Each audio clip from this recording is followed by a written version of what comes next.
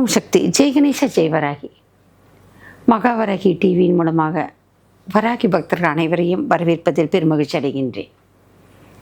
புரட்டாசி மாதம் பெருமாளுடைய அருள் நிறைந்திருக்க மனமாற பிரார்த்திக்கிறேன்.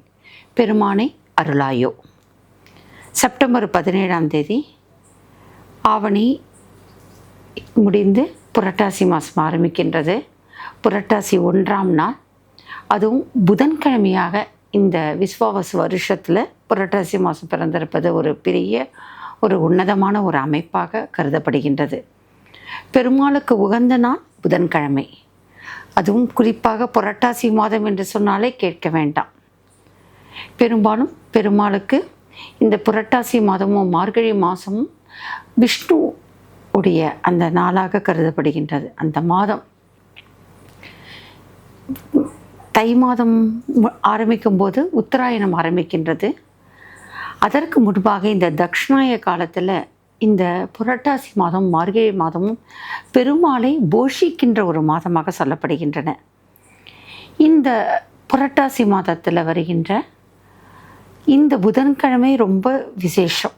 ஒவ்வொரு புதன்கிழமையும் பெருமாளுக்குரிய உகந்த தினம். அதே போல் சனிக்கிழமையும் பெருமாளுக்கு உகந்த தினம்.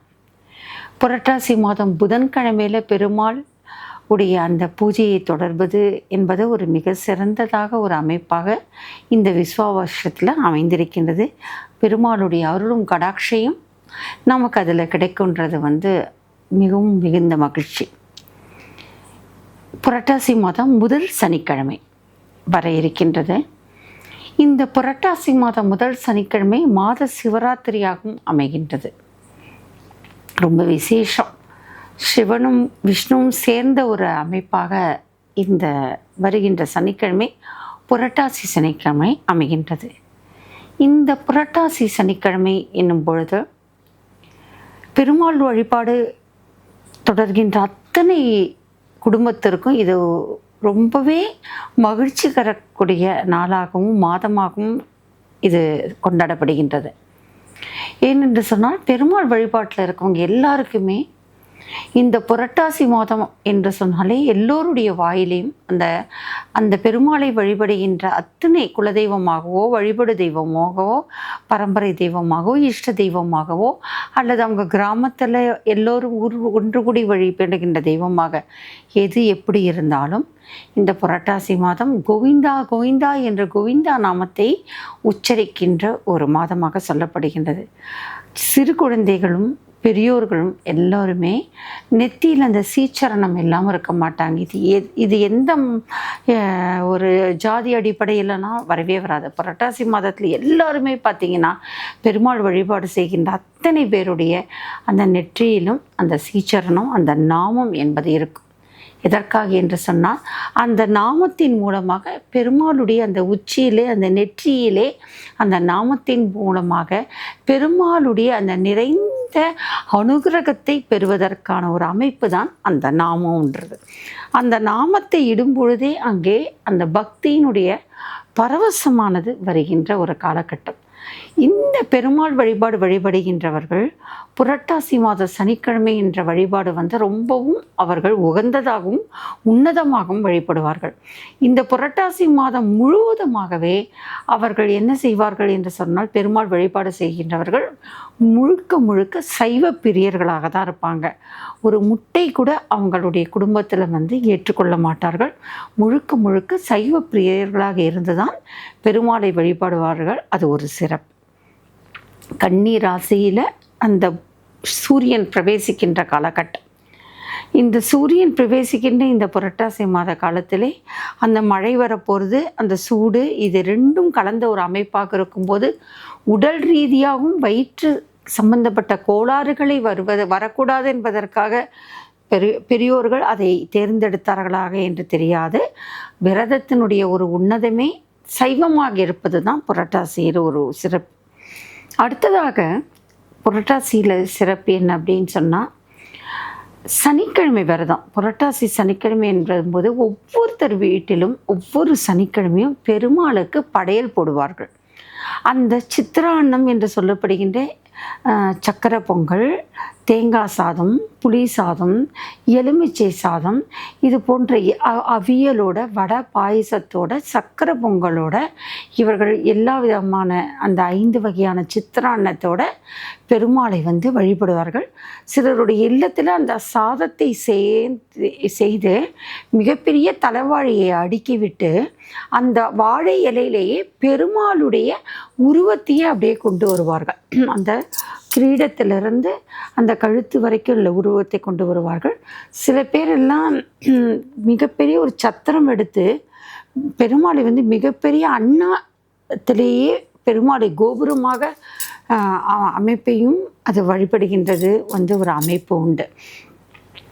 இதுவும் அது ஊர் கூடி நின்று அவர்கள் செய்கின்ற ஒரு அமைப்பாக சொல்லப்படுகின்றது. ஒவ்வொரு வீட்டிலும் இந்த புரட்டாசி சனிக்கிழமையில் மாவிளக்கு போடுகின்ற வழக்கமும் அமைந்திருக்கின்றது. இந்த புரட்டாசி சனிக்கிழமையில் வராகியம்மா பக்தர்களுக்கு என்ன தொடர்பு அப்படின்றது தான் மிகப்பெரிய விசேஷம். அதை தான் பார்க்க போகிறோம். வராக அவதாரம் எடுக்கின்ற பெருமாள் விஷ்ணு பகவான் எடுக்கின்ற காலகட்டத்திலாம் அந்த வராகருக்கு துணை புரிகின்ற ஒரு தமக்கையாக தான் வராகி அம்மாவும் உருவெடுக்கிறாங்க.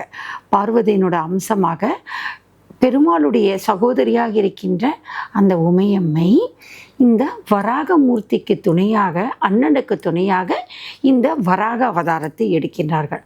அப்போது அண்ணனை போஷிக்கின்ற ஒரு மாதத்தில் இந்த வராகி அம்மாவுக்கு எவ்வளோ ஒரு சந்தோஷம் வரும்ன்றதை யோசிக்கணும். அடுத்ததாக பார்த்தோம் அப்படின்னா, இந்த வராக பெருமாள் இந்த கலியுகத்தில் எங்கே வீற்றிருக்கிறார் என்று சொன்னால், பெருமாளுக்கு இடம் கொடுத்து, ஏழுமலையானுக்கு இடம் கொடுத்து அவர் மலை அடிவாரத்தில் வராகமூர்த்தி வீற்றிருக்கின்றார். கலியுகம் முழுக்க யாருக்கு இடம் கொடுத்திருக்கிறார்?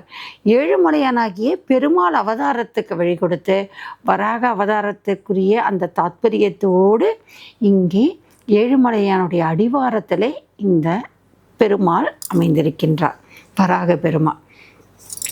புரட்டாசி மாதம் என்று சொன்னாலே நாம் கும்பிடுகின்ற ஒரு தெய்வம் யார் என்று சொன்னால் ஏழுமலையானுக்கு கோவிந்தா கோவிந்தா. ஏழுமலைக்கு சக்கரவர்த்தியாக இருக்கின்ற பெருமாளை வழிபடுகின்ற மாதம்தான் கோவிந்தா என்று சொல்லக்கூடிய அழைக்கப்படுகின்ற புரட்டாசி மாதம். திருப்பதி நுழைந்தாலே பார்த்தோம் என்று சொன்னால் எங்கே திரும்பினாலும் கோவிந்தா கோவிந்தா கோவிந்தா என்ற நாமம்தான் இருக்கும். கோவிந்தன் என்று சொன்னால், கோ என்று சொன்னால் இறைவன், தலைவன், அரசன்.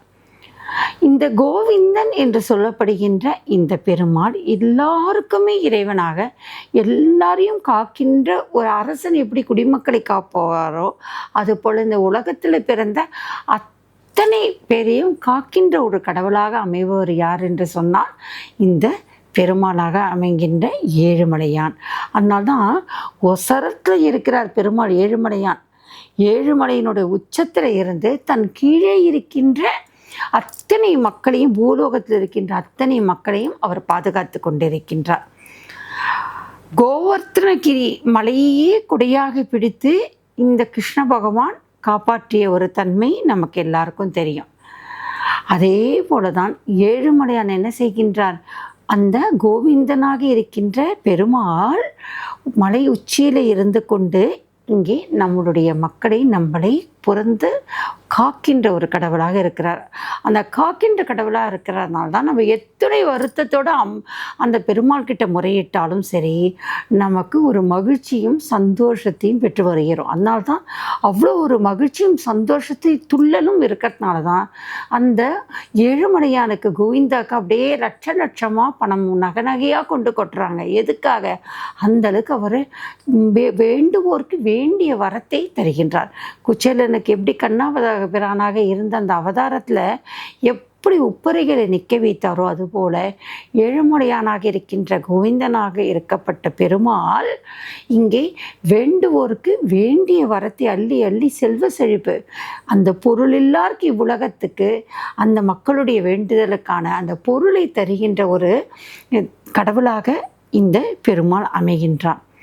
இந்த அமைப்பில் இருக்கின்ற பெருமாளை நம்ம புரட்டாசி மாதத்தில் வழிபடும்போது, குறிப்பாக சனிக்கிழமையில் வழிபடும்போது சனீஸ்வர பகவானுடைய அந்த தாக்கத்தினால் ஏற்பட்டிருக்கின்ற வறுமை வேதனைகள் எல்லாமே விலகும் என்ற ஒரு ஐதீகம். அதற்காக தான் இந்த புரட்டாசி சனிக்கிழமையில் ஏழுமலையானாக இருக்கின்ற வெங்கடேச பெருமாள் கோவிந்தனை வழிபடுகின்ற ஒரு அமைப்பு. இந்த கோவிந்த பெருமாளுக்கு செல்வ செழிப்பை கொடுக்கின்றவர் யார் என்று சொன்னால் வராக பெருமாள். இந்த வராக மூர்த்திக்கு தான் இந்த பெருமாள் தனக்கு வர காணிக்கையும் திருப்பி கொடுத்துட்ருக்காரு. இது ஒரு சுழற்சி மாதிரி. இந்த வராக பெருமாள் எப்படி செல்வ செழிப்பை பெருமாளுக்கு அளித்து நமக்கு அளிக்கின்றாரோ அதே போல தான் இந்த வராகி அம்மாவும் செல்வ செழிப்பை அளித்து நம்மளை வாழ வைக்கின்றார்கள். இந்த புரட்டாசி மாதமே முழுக்க முழுக்க ஏழுமலையானுக்குரிய கோவிந்தா என்ற நாமத்தை உச்சரிக்கின்ற மாதம் என்பதன் காரணமாக எங்கெல்லாம் அண்ணனாகி இருக்கின்ற பெருமாளுடைய நாமத்தை நம்ம உச்சரிக்கிறோமோ அங்கெல்லாம் இந்த வராகி அம்மாவும் நமக்கு துணை புரிவார். இதுதான் முக்கிய சிறப்பு. அதே போல் ஏழுமலையான் கோவிந்தா கோவிந்தா என்று சரணாகதி அடையும் பொழுது எப்படி லக்ஷ்மி கடாட்சத்தை நமக்கு அள்ளி கொடுப்பாரோ அதுபோல் அந்த வராகி அம்மாவும் தன்னை அண்ணனை போஷிக்கின்ற இந்த மாதத்தில் வராகி அம்மாவும் நமக்கு லக்ஷ்மி கடாட்சத்தை அருளி செய்வார். இந்த ஒரு தத்துவத்தையும் இந்த ஒரு தாத்பரியத்தையும் இந்த மகாவராகி டிவியின் மூலமாக இந்த புரட்டாசி மாதத்தினுடைய கருத்துக்களாக உங்களுக்கு கொடுப்பதில் ரொம்பவும் பெருமகிழ்ச்சி அடைகின்றேன்.